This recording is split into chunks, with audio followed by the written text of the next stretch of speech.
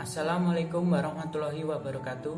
Perkenalkan, nama saya Dio Setiawan. Saya dari kelas HTN 3B, jurusan Hukum Tata Negara, Fakultas Syariah dan Ilmu Hukum Win 1 Tulungagung. Pada kesempatan kali ini, saya akan menjelaskan mengenai kaidah sosial yang berlaku di dalam media sosial. Sebelum membahas lebih jauh mengenai kaidah sosial yang berlaku di dalam media sosial, saya akan menjelaskan mengenai pengertian kaidah sosial itu sendiri. Apa sih kaidah sosial itu? Kaidah sosial atau norma sosial merupakan sebuah peraturan yang menetapkan bagaimana cara seseorang bertingkah laku di dalam kehidupan bermasyarakat. Kaidah sosial sendiri menjadi pedoman bagaimana seseorang apa yang boleh dilakukan dan apa yang tidak boleh dilakukan di dalam masyarakat. Kaidah sosial dibagi menjadi 4 jenis. Yang pertama ada kaidah kesopanan, yang kedua ada kaidah kesusilaan, yang ketiga adalah kaidah kepercayaan, dan yang terakhir ada kaidah hukum. Kita bahas satu-satu.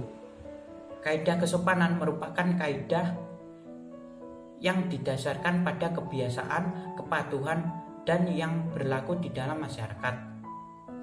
Kemudian yang kedua, kaidah kesusilaan berasal dari hati nurani seseorang itu sendiri. Yang ketiga, kaidah kepercayaan atau disebut juga sebagai kaidah keagamaan merupakan kaidah yang berpangkal pada kepercayaan adanya ketuhanan yang Maha Esa, animisme dan dinamisme. Yang keempat, kaidah hukum, yaitu merupakan kaidah yang isinya berupa aturan yang dibuat secara resmi oleh penguasa yang bertingkat, yang mengikat dan bersifat memaksa. Kemudian, apa saja kaidah-kaidah yang berlaku di media sosial? Yang pertama, kaidah kesopanan, seperti dilarang menyebar hoax, terus mengenakan pakaian yang sopan di dalam postingan yang akan diupload, tidak menyebarkan pornografi, meminta izin dalam mengupload ulang video milik orang lain, dan lain sebagainya. Kemudian yang kedua, kaidah kesusilaan antara lain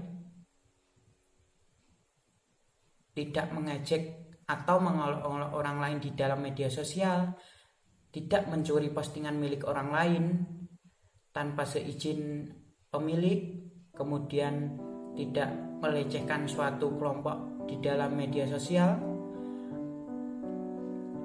Dan yang ketiga, kaidah kepercayaan meliputi memposting sesuai ajaran yang dianut seseorang tersebut atau disebut juga berdakwah di dalam media sosial, tidak melecehkan kepercayaan milik orang lain, tidak berbuat atau memaksakan kepercayaan yang kita anut kepada orang lain, dan dilarang mencuri. Kemudian kaidah hukum meliputi pencemaran nama baik dan mengakuisisi hak cipta milik orang lain. Kemudian apa aja sih contoh-contoh dari kaidah sosial tersebut? Yang pertama, kaidah kesopanan, seperti selalu mengingatkan dan mengamalkan terkait tolong menolong, saling memaafkan, dan selalu mengucapkan terima kasih. Mengikuti setiap aturan tertulis maupun tidak tertulis, menghormati orang yang lebih tua, menginspirasi buat orang lain, dan mengenakan pakaian yang sopan ketika bepergian. Kedua, kaidah kesusilaan, contohnya antara lain sikap peduli terhadap lingkungan, menghargai orang lain, membantu orang lain, tidak mengejek orang lain, bersikap jujur, bersikap ramah kepada orang lain, dan membantu orang lain ketika sedang kesusahan. Yang ketiga, kaidah keagamaan, contohnya seperti menjalankan ibadah sesuai kepercayaan masing-masing, berpedoman kepada kitab suci masing-masing yang kita anut sendiri, kemudian mengingat keberadaan akan Tuhan yang Maha Esa, berlomba untuk berbuat baik, untuk mendapatkan pahala, menghormati kepercayaan orang lain, menghindari perbuatan yang berdosa dan tidak mencuri. Kemudian yang keempat, kaidah hukum. Antara lain contohnya menaati peraturan lalu lintas, tidak korupsi, membayar pajak tepat waktu, menaati Pancasila, dan lain sebagainya.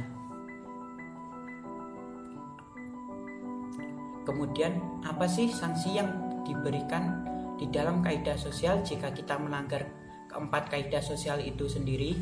Yang pertama, kaidah kesopanan. Sanksinya berupa pelanggaran akan mendapat teguran, celaan, cemoohan, dan pengucilan dari orang lain yang tidak dilakukan secara terorganisasi melainkan secara sendiri-sendiri. Yang kedua, kaidah kesusilaan, maka sanksinya juga dari diri sendiri, seperti rasa malu, rasa bersalah, dan penyesalan. Kemudian kaidah kepercayaan, sanksinya dari Tuhan yang berbentuk dosa yang akan dipertanggungjawabkan seseorang itu sendiri di akhirat kelak. Kemudian yang terakhir ada kaidah hukum yang sanksinya dari penguasa itu sendiri yang berupa tindakan konkret. Kemudian berbicara mengenai pengalaman saya ketika bermedia sosial, yaitu saya pernah melihat 2 komedian yang waktu itu sedang memasak daging babi saus kurma, kemudian diupload di media YouTube. Selang beberapa hari kemudian, 2 komedian tersebut mendapat persekusi secara online oleh suatu ormas karena dianggap menistakan suatu agama, karena mengatakan atau berteriak neraka kepada daging babi yang sedang dimasak komedian tersebut.